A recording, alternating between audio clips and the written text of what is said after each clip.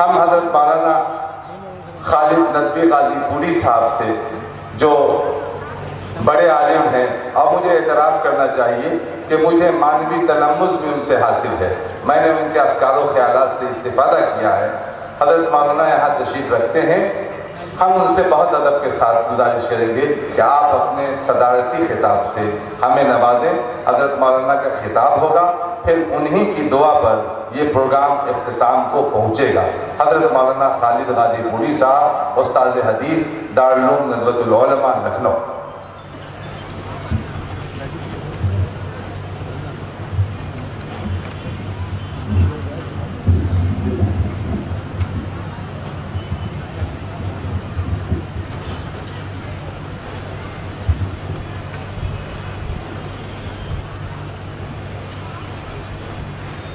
السلام علیکم ورحمۃ اللہ وبرکاتہ۔ الحمد للہ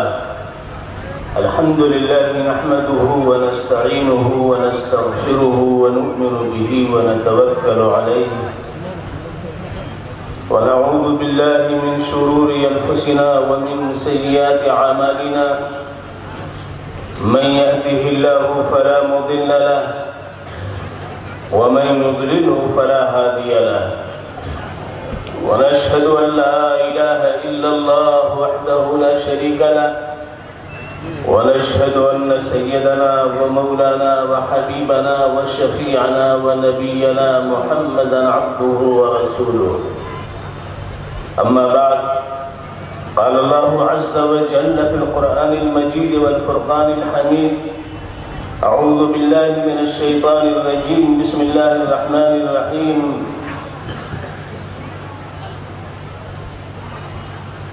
واغفر لأبي إنه كان من الضالين ولا تخزني يوم يبعثون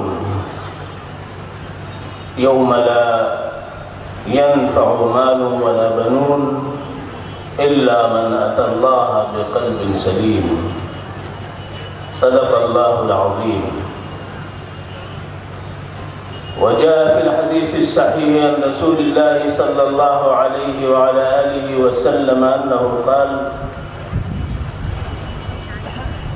لا تزال تنفع لا إله إلا الله وترد عنهم العذاب والنقمة ما لم يستخفوا بحقها، قالوا ما الاستخفاف بحقها يا رسول الله؟ قال: تظهر المعاصي ولا تنكر ولا تغير، أو كما قال عليه الصلاة والسلام۔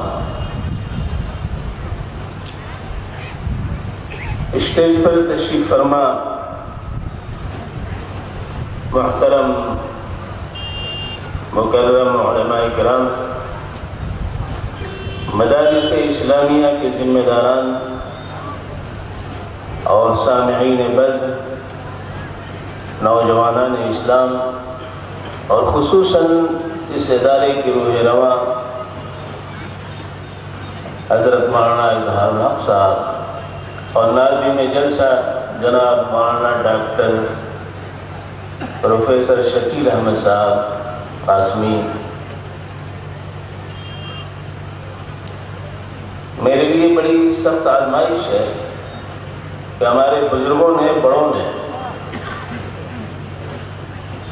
جو صبح سے جن کا خطاب آپ کے سامنے ہوتا رہا ہے، اور خطاب کے جتنے رخ ہو سکتے ہیں مدارس اسلامیہ سے کسی قسم کا تعلق اور ربط ہو سکتا ہے، ملک و ملت سے جس درجے بھی اس کا تعلق اور ربط نکالا جا سکتا ہے، ان تمام موضوعات پہ آپ نے خطاب سماعت کیا ہے۔ اخیر میں مجھے یہ ذمہ داری دی گئی، میں نے اس موقع پہ قرآن پاک کی ان آیتوں کی تلاوت کی ہے جنہیں حضرت ابراہیم علیہ نبینا علیہ السلام کی طرف منسوب کیا جاتا ہے۔ ان کی زبان سے اللہ رب العزت نے اپنا کلام پیش کیا ہے۔ حضرت ابراہیم علیہ السلام نے اللہ کے حضور میں دعا کی، اے میرے پروردگار، میرے باپ کی مغفرت کر دیجیے، میرے باپ کی بخشش فرما دیجیے۔ وہ راہ سے بھٹکے ہوئے ایک پیغمبر جو خلیل اللہ کا خلیل ہے، جس کو اللہ نے خود خلیل بنایا، واتخذ اللہ ابراہیم خلیلا، اللہ نے حضرت ابراہیم کو خلیل بنایا۔ وہ اپنے اللہ سے، اپنے خدا سے، اپنے مالک سے یہ عرض کر رہا ہے کہ رب کریم میرے باپ کی مغفرت فرما دیجیے۔ اور یہ بھی اس وعدے کا ایک حصہ ہے جو انہوں نے چلتے چلتے اپنے باپ سے وعدہ کیا تھا، لا استغفرن لک، ہم آپ کے لیے استغفار کریں گے۔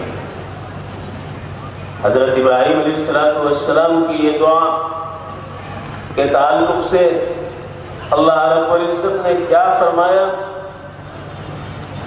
اللہ رب العزت کا ارشاد ہوتا ہے، اور اس اظہار کے ساتھ اللہ کے رسول حضرت ابراہیم علیہ السلام نے اللہ سے عرض کیا تھا کہ وَلَا تُخْزِنِي يَوْمَ يُبْعَثُونَ، کہ مجھے رسوا نہ کیجیے قیامت کے دن، میرے باپ کو جہنم میں ڈالا جا رہا ہو اور میں اللہ کا خلیل، تو میرے لیے بڑی رسوائی کی بات ہوگی۔ حضرت ابراہیم علیہ السلام کو جواب ملتا ہے، یوم لا ینفع مال ولا بنون، آج کا یہ دن ایسا ہے کہ نہ کوئی مال کام آ سکتا ہے اور نہ بیٹے کام آ سکتے ہیں۔ کیا گزر گئی ہوگی حضرت ابراہیم علیہ السلام، کیا سوچا ہوگا انہوں نے؟ اور اس آیت کے تناظر میں اس حقیقت کو اپنے ذہن میں آپ تازہ رکھیے کہ اللہ رب العزت کے حضور میں وہ دن جب آئے گا اور ہم سب کی پیشی ہوگی، تو اس دن نہ کوئی مال کام آئے گا، نہ جائیداد کام آئے گی، نہ کوئی عہدہ و منصب کام آئے گا، اور نہ رشتے ناتے کام آئیں گے۔ اس دن تو رشتے ناتے ٹوٹتے ہوئے نظر آئیں گے، یوم یفر المرء من اخیہ وامہ وابیہ وصاحبتہ وبنیہ لکل امرئ منہم شان یغنیہ یومئذ شان یغنیہ۔ ہر فرد ایک دوسرے سے کترا رہا ہو، ہر فرد ایک دوسرے سے بھاگ رہا ہو، باپ بیٹے سے، بیٹا باپ سے، بیوی شوہر سے، شوہر بیوی سے، دوست کوئی کسی کے کام آنے کے لیے تیار نہیں ہوگا۔ البتہ حدیث پاک کے اندر ایک تذکرہ ملتا ہے، ایک شخص کی پیشی ہوگی اور اس کی پیشی پہ اس کی نیکی اور اس کی بدی دونوں کا جب توازن قائم کیا جائے گا تو اس کی بدی ایک بڑھی ہوئی ہوگی اور ایک نیکی کم ہوگی۔ اللہ تعالیٰ فرمائیں گے کہ جا ایک نیکی کہیں سے لے آ، میں تجھے بخش دوں گا، بدی اور نیکی دونوں برابر ہو گئے۔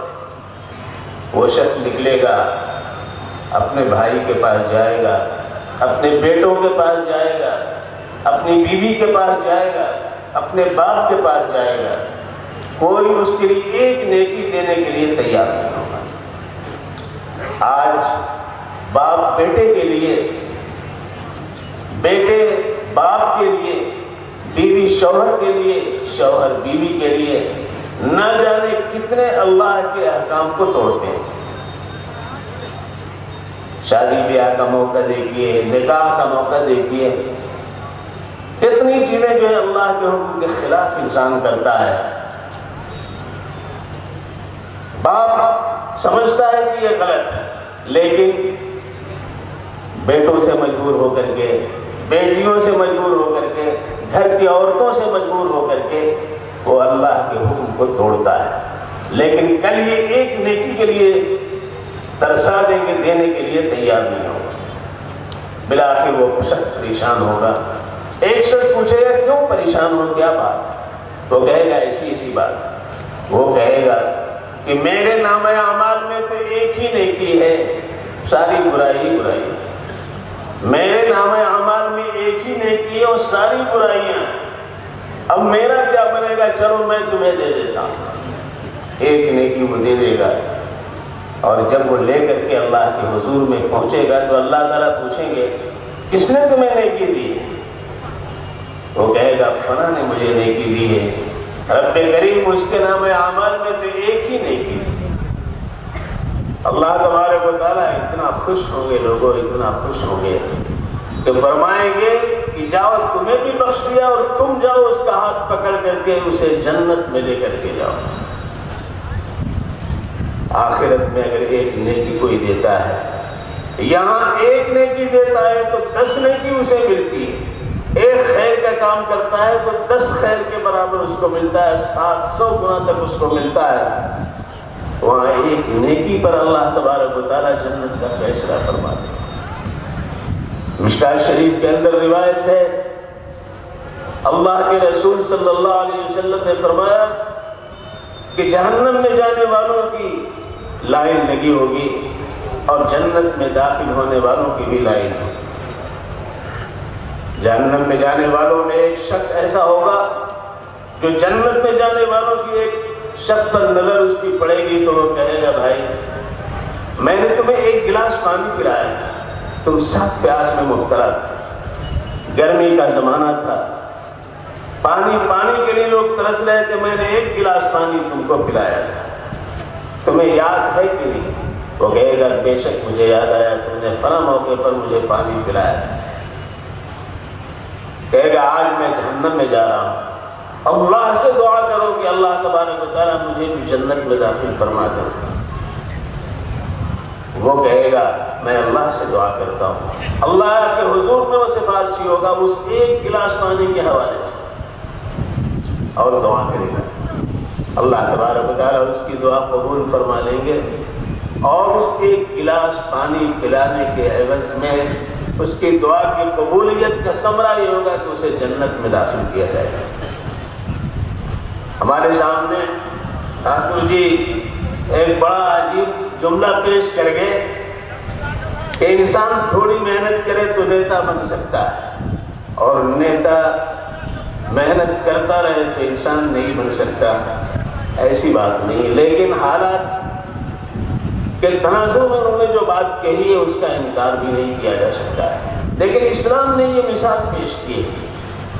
ہمارے جمشید جوہر صاحب نے جس پانی کا تذکرہ کیا کہ ماں پانی کے ذریعے بچوں کو بہلا رہی تھی، وہ واقعہ بھی کتنا ہے۔ وہ نیتا کیسا تھا، وہ سردار کیسا تھا، وہ قائد کیسا تھا، وہ خلیفہ کیسا تھا، وہ نگہبان و پاسبان کیسا تھا، وہ چمن کا رکھوالا کیسا تھا کہ حضرت عمر بن خطاب رضی اللہ تعالی عنہ ایک شخص اپنے غلام حضرت اسلم کو لے کر کے نکلے۔ شام کا قافلہ آیا ہوا تھا، اس قافلے کی خبر گیری کے لیے نکلے کہ قافلہ دوسری جگہ سے آیا ہے، اسے کیا ضرورت ہے، جائزہ لے رہے تھے۔ اچانک دور ایک چولہا جلتا ہوا نظر آیا، اس طرف بڑھے تو دیکھا کہ خاتون چولہے پر ہانڈی چڑھائے ہوئے اور 2 بچے اس کے آس پاس بلک بلک کے رو رہے ہیں، چیخ چیخ کے رو رہے ہیں۔ قریب پہنچے تو پوچھا بھائی کیا بات ہے بہن، کیا بات ہے، کیوں یہ بچے رو رہے ہیں؟ اس نے کہا کہ بات یہ ہے کہ کھانے کے لیے کچھ نہیں، کئی وقت کا فاقہ ہے، یہ بچے بھوک سے بیتاب ہیں، کانپ رہے ہیں۔ میں نے ان کو دلاسا دینے کے لیے، تسلی کے لیے میں نے ہانڈی چڑھا رکھی، اس میں کچھ نہیں ہے سوائے پانی کے، تاکہ دیر تک پانی ابلتا رہے اور یہ تسلی حاصل کرتے رہے یہاں تک کہ نیند آ جائے اور سو جائے۔ حضرت عمر بن خطاب رضی اللہ تعالیٰ عنہ نے یہ منظر دیکھا، فوراً واپس ہوئے، حضرت اسلم اپنے غلام کو لے کر گئے اور بیت المال کا دروازہ کھلوایا اور آٹے کی بوری اپنے اوپر اٹھائی۔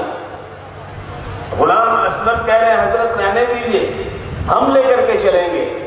کہتے ہیں کہ کل قیامت کے دن اللہ تبارک و تعالیٰ اگر پوچھ لے کہ تمہاری حکومت میں، تمہاری خلافت میں ایک خاتون، بیکس خاتون کے 2 بچے بھوکے بلک رہے تھے، سسک رہے تھے، تو تم کیا جواب دو گے؟ میں کیا جواب دوں گا؟ یہ میرا فرض بنتا ہے کہ میں لے آ کے پہنچاؤں۔ حضرت عمر بن خطاب رضی اللہ تعالیٰ عنہ نے آٹے کی بوری اٹھائی، گھی کا ڈبہ لیا،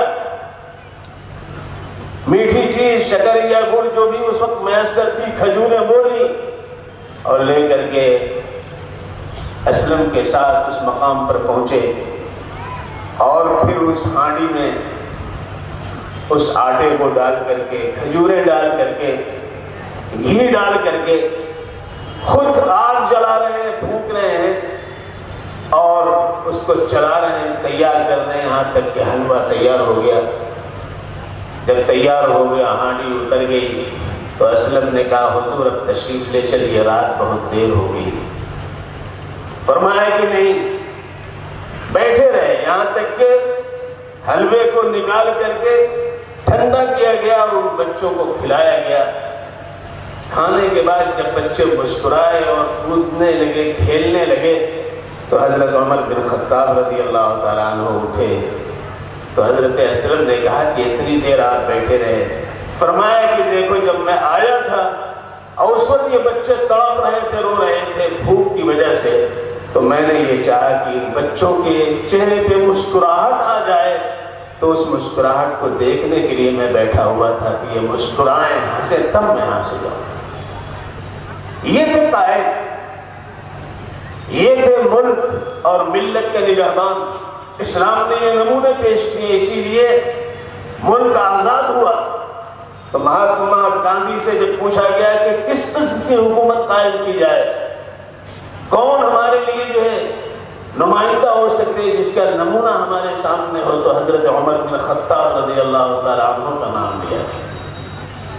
ان کی حکومت 10 سال کے اندر 22 لاکھ مربع میل پر حکومت قائم ہو گئی، لیکن کہیں ظلم و ستم کی ایک مثال نہیں ملتی۔ ایسا امن و امان، چاہے مسیحی ہو، چاہے یہودی ہو، چاہے مسلمان پڑھا لکھا ہو یا ظالم یا جاہل گنوار ہو، ہر ایک کے ساتھ انصاف کا معاملہ ہے۔ حضرات، حکومتیں شرک کے ساتھ، کفر کے ساتھ قائم رہتی ہیں۔ حضرت مولانا سید ابوالحسن علی حسنی ندوی رحمۃ اللہ علیہ فرمایا کرتے تھے کہ حکومتیں شرک کے ساتھ قائم رہی ہیں، کفر کے ساتھ قائم رہی ہیں، لیکن حکومتیں ظلم کے ساتھ قائم رہی۔ ظلم آیا ہے تو حکومتوں کا سوال آیا ہے۔ ظلم جس حکومت کے اندر،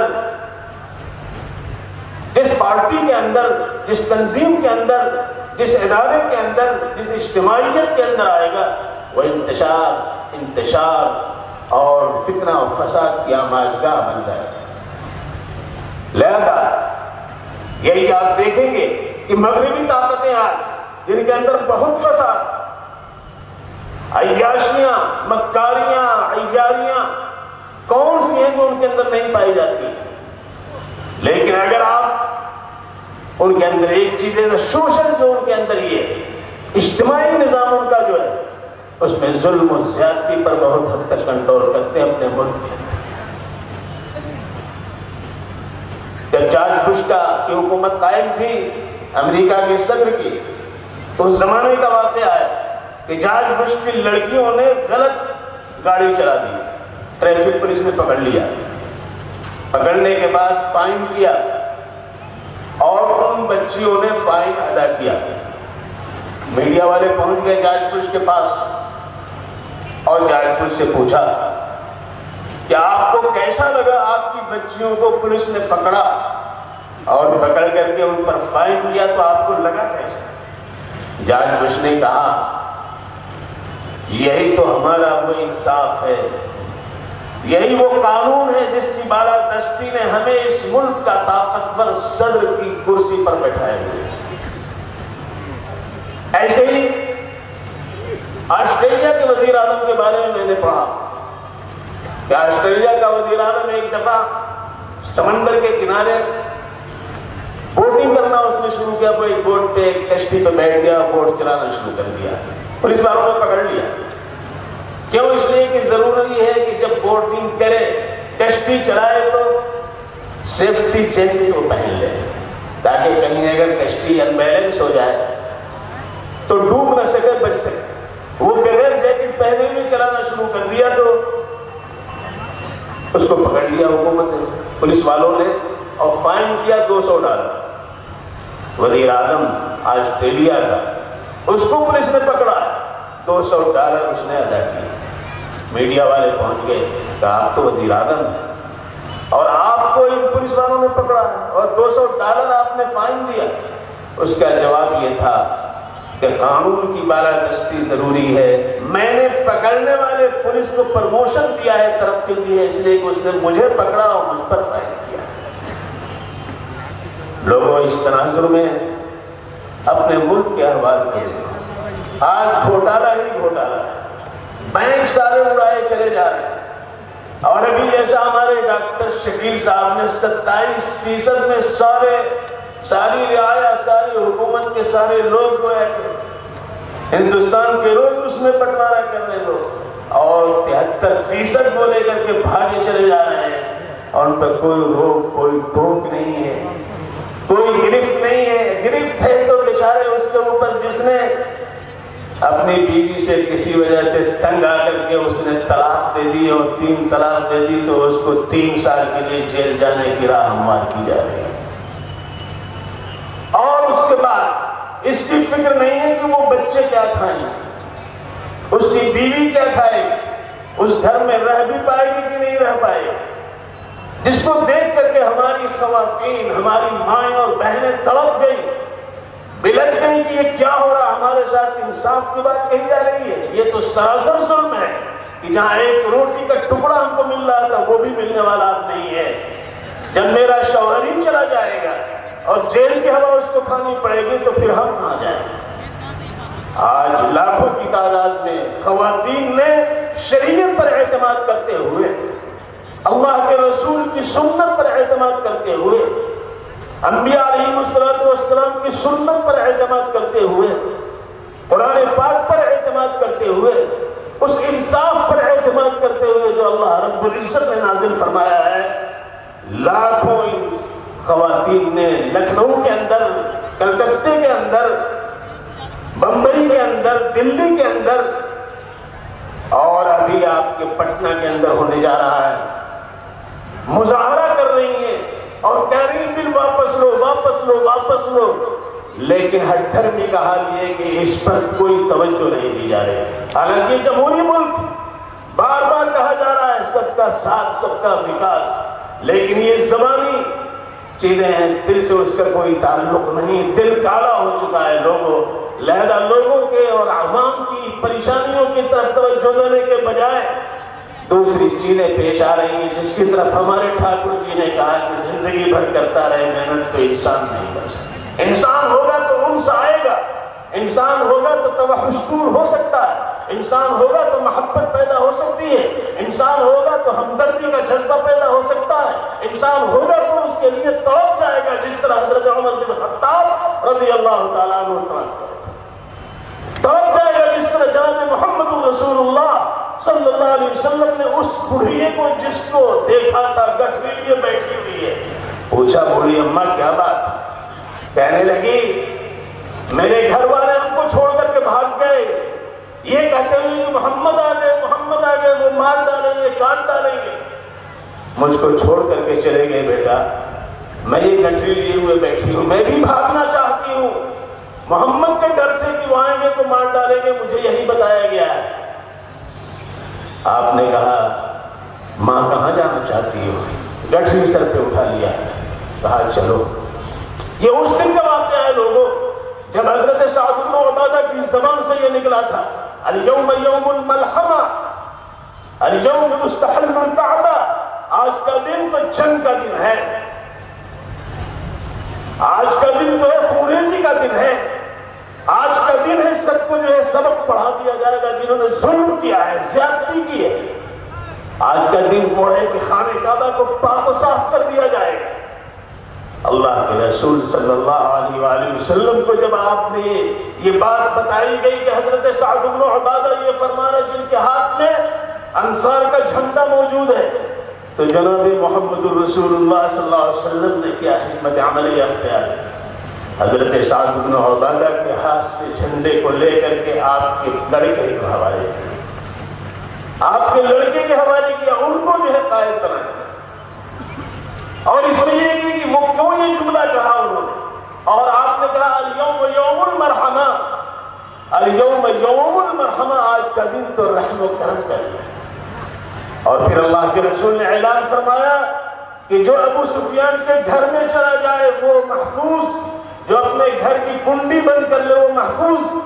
اور خانہ کعبہ کے جلوہ میں سارے لوگ جو جمع تھے اور جو بس اس کے انتظار میں تھے کہ حضرت محمد مصطفیٰ صلی اللہ علیہ وسلم آج کے دن جن کو ستایا گیا ہے، مارا گیا ہے، گالیاں دی گئی ہیں اور جن کو تڑپایا گیا ہے 3 سال تک، شیب ابی طالب نے پانی کے قطرے کے لیے ان کو جو ہے مجبور کیا گیا ہے، آج ان کا فیصلہ ہمارے لیے ہوگا۔ اور کیا فیصلہ ہوگا؟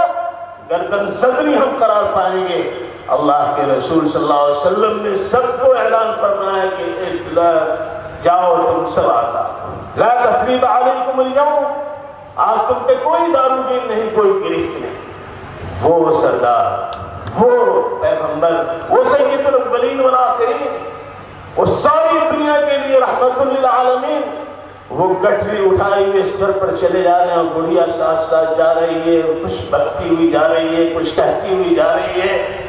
اور جب ایک مقام پر وہ پہنچ گئی جہاں اسے یہ تسلی ہے کہ یہاں محمد نہیں پہنچ پائیں، وہاں اس نے کہا بیٹا یہاں رکھ دو، اب مجھے اطمینان ہو گیا، محمد یہاں نہیں آ سکتے۔ بڑھیا نے چلتے ہوئے پوچھا بیٹا نام کیا ہے تمہارا، تم کون؟ آپ نے فرمایا ماں میں ہی محمد ہوں، جس محمد سے تم ڈر رہے تھی وہی میں محمد ہوں۔ قدموں میں گر پڑی۔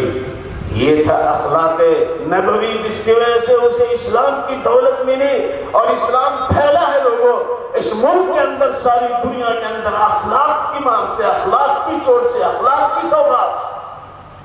تلوار سے نہیں پہنچا ہے، تلوار سے نہیں پھیلا ہے۔ اگر تلوار سے پھیلتا تو سب سے زیادہ آبادی دلی اور اس کے اطراف میں بلکہ 100% آبادی بنگال میں نہ ہوتی، انڈونیشیا میں نہ ہوتی، ملیشیا میں نہ ہوتی۔ اخلاق سے پھیلا ہے، لہذا اخلاق لے کر کے آئے ہمارے اسلاف، اور انہوں نے اس کے ذریعے اس کو یہ کیا، بھیجے گئے۔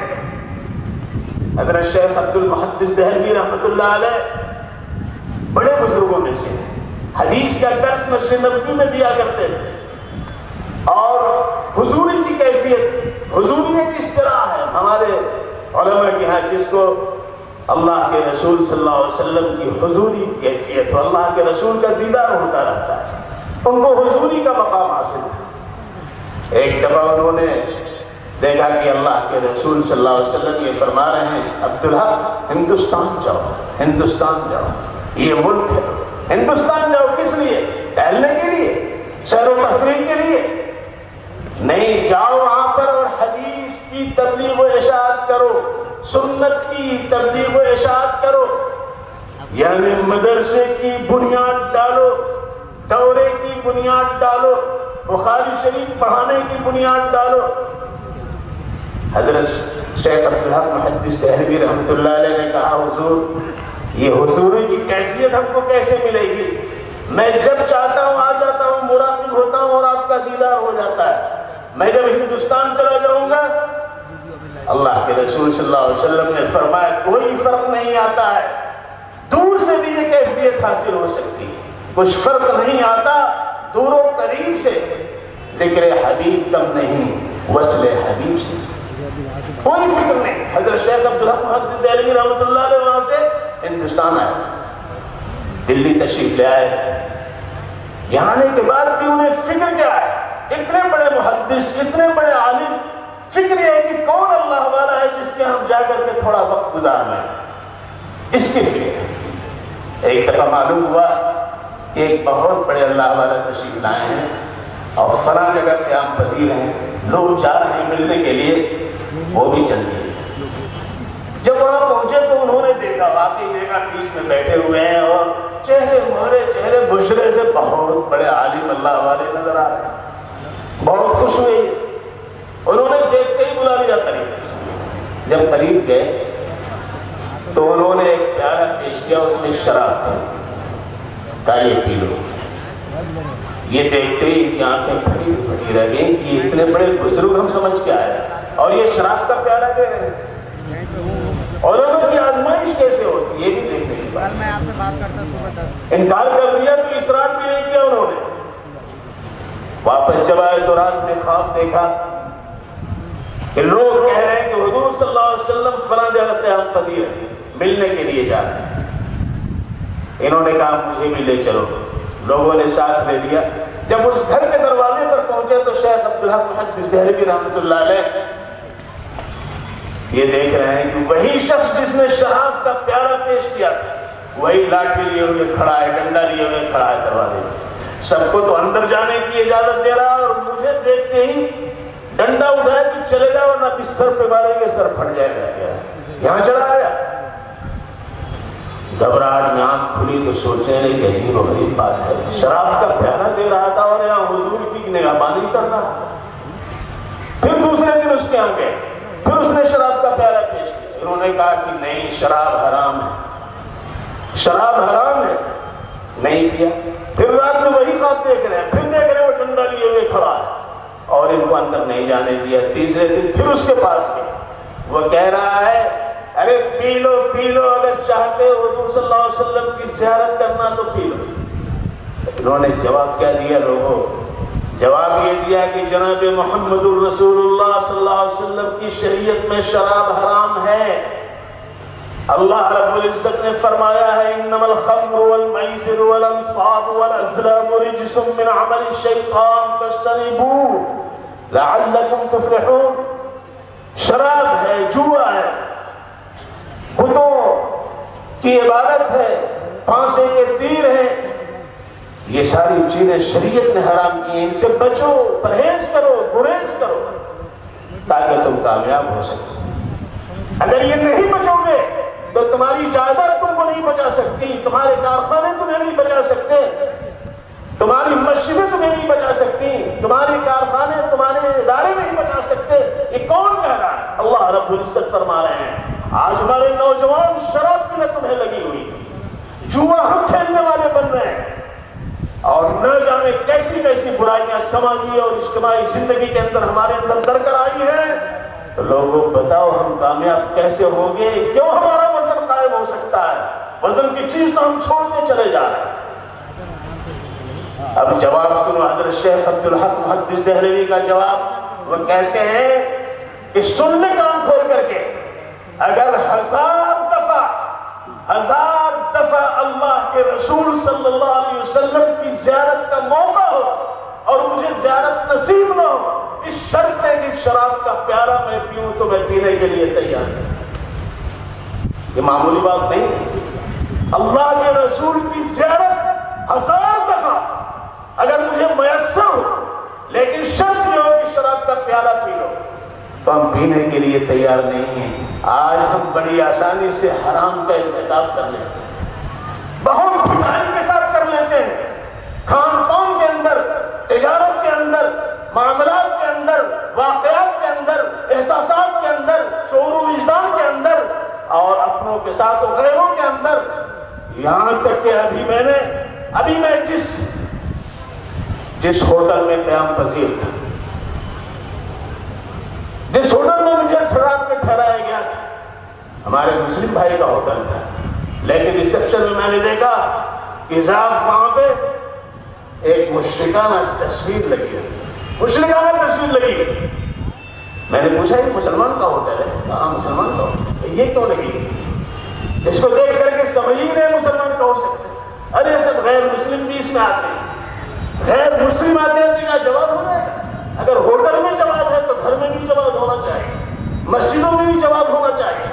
نعوذ باللہ، خاکم بدن، ایمان ہے لوگوں، ایمان ہے، ایمان کے ساتھ شرک کا شائبہ بھی آئے گا، اللہ قبول نہیں نہیں فرمائے گا وَمَن يُشْرِكْ بِاللَّهِ فَكَأَنَّمَا خَرَّ مِنَ السَّمَاءِ فَتَخْطَفُهُ الطَّيْرُ وَتَهْوِي بِهِ الرِّيحُ فِي مَكَانٍ سَحِيقٍ. اللہ کا یہ وعدہ ہے اکھاڑ کر کے پھینک دے گا, ہواؤں میں تحریر ہو جائے, فضائیں نکل جائیں گی, وہ قابل قبول نہیں ہو سکتا ہے. اگر شیخ عبدالحق محدث دہلوی رحمۃ اللہ علیہ نے کہا کہ 1000 دفعہ اگر حضور کی زیارت میسر آ رہی ہو لیکن شرط یہ ہو کہ شراب پیو, میں قطعا نہیں پی سکتا, اس لیے کہ شراب جناب محمد الرسول اللہ صلی اللہ علیہ وسلم نے حرام کیا, اللہ نے حرام کیا, اور اللہ کا یہ حکم ہے مَا آتَاكُمُ الرَّسُولُ فَخُذُوهُ وَمَا نَهَاكُمْ عَنْهُ فَانْتَهُوا وَاتَّقُوا اللَّهَ إِنَّ اللَّهَ شَدِيدُ الْعِقَابِ. اللہ کے رسول نے جو دیا ہے اسے لو, اور جس سے منع فرما دیا اس سے رک جاؤ. اگر ایسا نہیں کرو گے تو اللہ کا لحاظ نہیں کرو گے تو اللہ سخت عذاب دینے والا ہے. لہذا واپس آئے, رات میں سوئے, پھر خواب دیکھ رہے ہیں کہ لوگ جا رہے ہیں حضور صلی اللہ علیہ وسلم کی زیارت کے لیے. تیسرا دن تھا, پھر گئے تو دیکھا معیشت ڈنڈا لیے ہوئے کھڑا ہے, اور گھر آ گئے, پھر جاؤ ورنہ ابھی میں ڈنڈے سے مارے. اتنے میں اندر سے آواز آ رہی ہے, جناب محمد الرسول اللہ صلی اللہ علیہ وسلم فرما رہے ہیں کہ بھائی 3 دن ہو گئے مجھے یہاں پہ آپ پذیر ہوئے, اور شیخ عبدالحق محدث دہلوی آج تک ملنے کے لیے نہیں آئے, آج تک ملنے کے لیے نہیں آئے. یہ سن کر کے انہوں نے آواز, اے اللہ کے رسول میں یہاں حاضر ہوں, 3 دن سے میں آ رہا ہوں اور یہ ظالم مجھے اندر نہیں آنے دے رہا ہے. اللہ کے رسول نے فرمایا کہ اسی لیے جاؤ اور اسے قتل کرو, تو نہیں آنے دے رہا ہے. تلوار لیے ہوئے ایک شخص آئے اندر سے, تو یہ بھاگا اور بھاگ کر کے غائب ہو گیا. میں جب اندر گیا تو اللہ کے رسول صلی اللہ علیہ وسلم نے مجھے شاباشی دی اور کہا کہ تمہاری آزمائش تھی, وہ شیطان تھا, تم کو وہاں سے بھیجا گیا تھا حدیث پاک کی تبلیغ و اشاعت کے لیے, سنت سنیہ کو قائم کرنے کے لیے. لہذا ایک آزمائش تھی جو انسانی شکل میں یہ ابلیس تھا جو محبوبیہ کی شکل میں پیر کوغا بن کر کے بیٹھا ہوا. اس محبت نامے سے میں واقف ہوں, لیکن میں صدر ہوں, اس لیے صدر کو تو روکا نہیں جا سکتا, بہرکہ میں اس کا لحاظ کروں گا. یہ بات آئی, ایک واقعہ اور سنا دیتے ہیں اگر اجازت, آپ کو صدر مان لیا میں. یہ بہت اچھی بات ہے.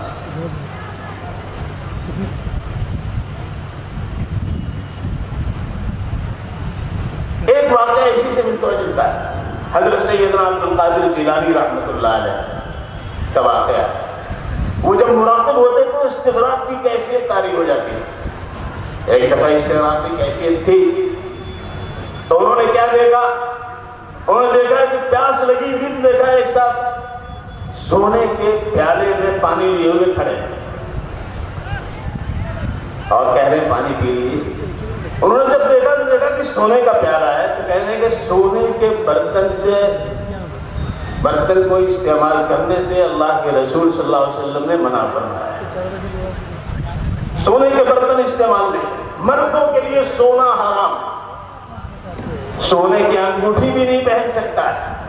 صحابہ کرام رضوان اللہ علیہ اجمعین میں سے ایک صاحب سونے کی انگوٹھی پہنے ہوئے تھے, اللہ کے رسول صلی اللہ علیہ وسلم نے انگوٹھی نکال کے پھینک دیا. جب ان سے کہا گیا کہ اس کو لے لے تو کہنے لگے کہ اللہ کے رسول صلی اللہ علیہ وسلم نے جس سے منع فرمایا ہے میں اسے نہیں لے سکتا. کہا گیا کہ اپنی بیوی کو لے کے دے دینا, کہا یہ بھی نہیں ہو سکتا, اللہ کے رسول نے کہا ہے. تو سونے کی انگوٹھی بھی نہیں. آج ہم مسلمان بچوں کی شادیوں میں دیکھتے ہیں کہ چین سونے کی انگوٹھی کون دے رہا ہے؟ ایک مسلمان دے رہا ہے, ایک مسلمان پہن رہا ہے.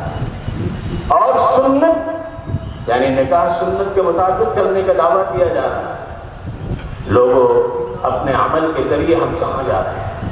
یہ معمولی باتیں نہیں, بہت اہم باتیں, اس لیے کہ سنت. حضرت ملا علی قاری رحمۃ اللہ علیہ نے اس حدیث پر جب پہنچے من عمل بسنتی عند فساد امتی فلہ اجر 100 شہید, تو خیال ان کو ہونے لگا کہ ایک سنت پر 100 شہیدوں کا اجر ملے گا, 100 شہیدوں کا اجر ملے گا.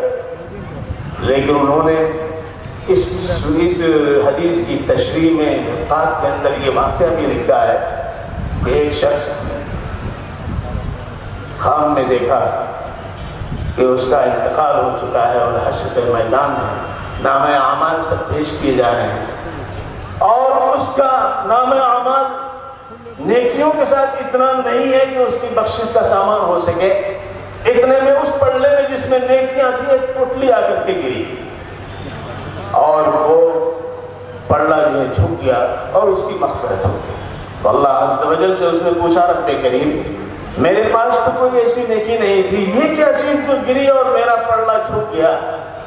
تو ملا علی قاری رحمۃ اللہ علیہ لکھتا ہے کہ وہ مٹی اس میں تھی، اللہ نے فرمایا کہ دیکھو یہ میرے نبی کی سنت ہے، تم نے فلاں کی کہ جنازے میں شرکت کی اور جو قبر پہ تم نے مٹی ڈالی ہے، منہا خلقناکم وفیہا نعیدکم ومنہا نخرجکم تارۃ اخری پڑھ کر کے وہ مٹی میں نے جمع کر کے تمہارے ترازو کے اندر پلڑے کے اندر ڈال دیا ہے اور تمہارا پلڑا جھک گیا۔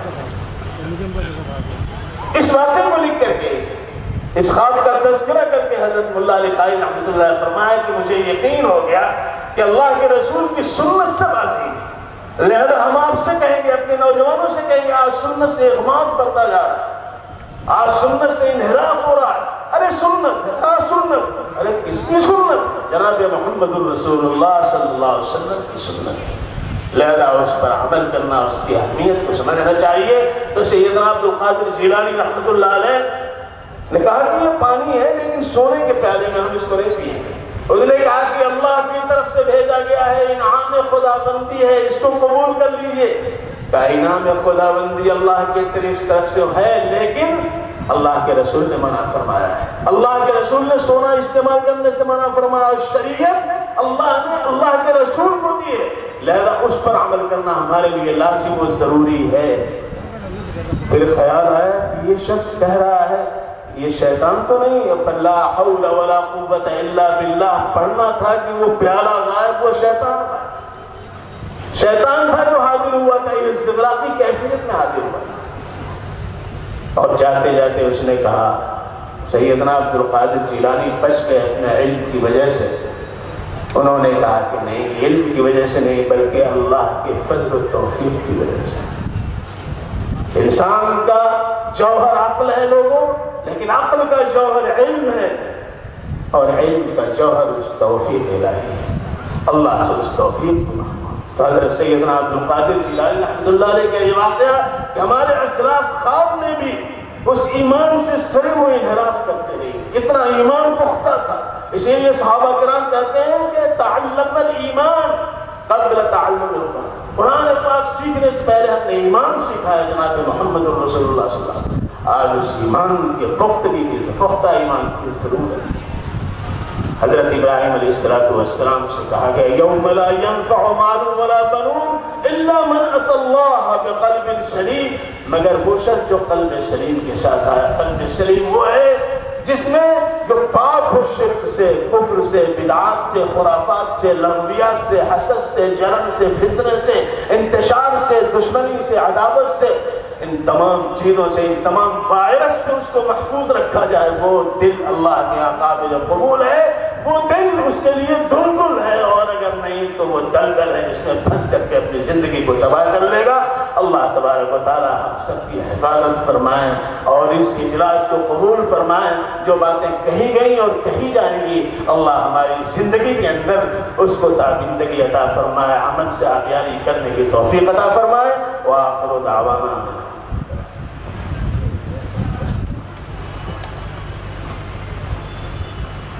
اللهم صل على سيدنا مولانا محمد وعلى آل سيدنا مولانا محمد وبارك وسلم تسليما كثيرا كثيرا۔ اللهم أنت السلام منك السلام تبارك يا ذا الجلال والإكرام۔ اللهم اغفر لنا ذنوبنا وإسرافنا في أمرنا وثبت أقدامنا وانصرنا على القوم الكافرين۔ لا إله إلا الله الحليم الكريم، سبحان الله رب العرش العظيم، والحمد لله رب العالمين۔